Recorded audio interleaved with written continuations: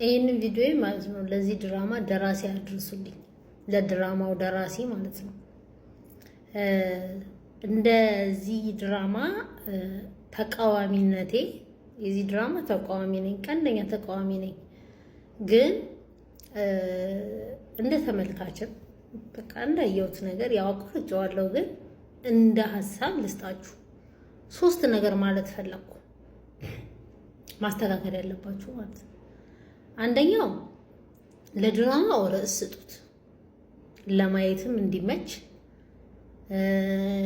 ለማሰልቸትም እንዲመች ርዕስ ስጡት። የሆነ ቢያንስ እንኳን ወይኔ ይሄ ድራማ እኮ ተለቀቀ እንድንል ማለት ነው። ርዕስ ስጡት። እሺ። ሁለተኛ ክፍል ስጡት። ክፍል ይኑረው ነው። ለእናንተ ድራማ እንኳን ክፍል አይሆንም። ምክንያቱም አንጀት አይደለ ረጅም ስለሆነ ክፍል አይሆንም።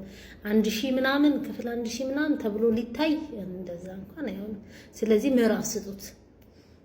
ምዕራፍ 1ን እስከ 1000 ምናምን ታሳዩና ከዛ ትመለሱና ምዕራፍ 2 ከዛ እንደዛ ምዕራፍ 3ን እያላችሁ ስታሳዩ ሰው ለማሰልቸትም እንደዛ አሪፍ ነው እና እንደዛ አድርጉ።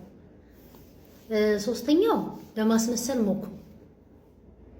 እውነት ድራማ ላይ ጎበዝ ናችሁ፣ ተዋናዮቹ ጎበዞች እኮ ናችሁ፣ ትታወሩታላችሁ፣ ጎበዞች ናችሁ። ድርሰቱ ግን ይቀርባል።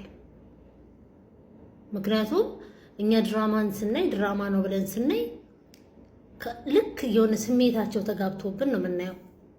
ስሜታቸው ይጋባል፣ ህመማቸው ይጋባል፣ ሀዘናቸው ይጋባል፣ ደስታቸው ይጋባል። የእናንተስ ብልግናችሁ ይጋባብን፣ ስድባችሁ ይጋባብን። ይሄ ሰው ለማጋባት ራሱ ሰው ላይ የእናንተን ስሜት ራሱ ሰው ላይ ለማንጸባረቅ አይሆንም። የእናንተ ድራማ አይሆንም። ስለዚህ ቢያንስ እንኳን የእውነት ለማስመሰል ሞክሩ። እውነት ትንሽ ለማጠቃቃት ሞክሩ፣ ባትችሉም ሞክሩ። እኔ ግን በጣም የሚያሳዝነኝ ማን እንደሆነ ታውቃላችሁ? እናንተ አይደላችሁም። በእናንተ ስም የሄርሜላና ማንስ ስማ የሪታ ደጋፊ ተብለው ቡድን ሰርቶ የሚባለው ህዝብ ያሳዝነኛል። እውነት በስነ ስርዓት ላይቭ ላይ እነሱ እኮ ማለት ነው በአካል ቢገናኙ ጸጉር ነው የሚነቃቀሉት። ሄርሜላና ሩታ እንኳን ሲገናኙ እንደናንተ አይጣሉም እኮ በእውነት። ምን እየሆናችሁ ነው? ምን አገባችሁ? ምን አገባችሁ? እግዚአብሔር ምን አገባችሁ? ሰውየው እኮ ቀን እኮ ከሄርሜላ ጋር ተቀርጾ እኮ ቀርጻ ሲጨርስ ሄዶ እኮ የሚያድረው ሚስቱ ጋር እኮ ነው። የልጆቹ እናት ጋር ልጁ ጋር እኮ ነው ሄዶ የሚተኛው። እናንተ ምን ቤት ናችሁ? ጨጓራችሁ መመልጡት በሰላም ነው? ኧረ ተረጋጉ።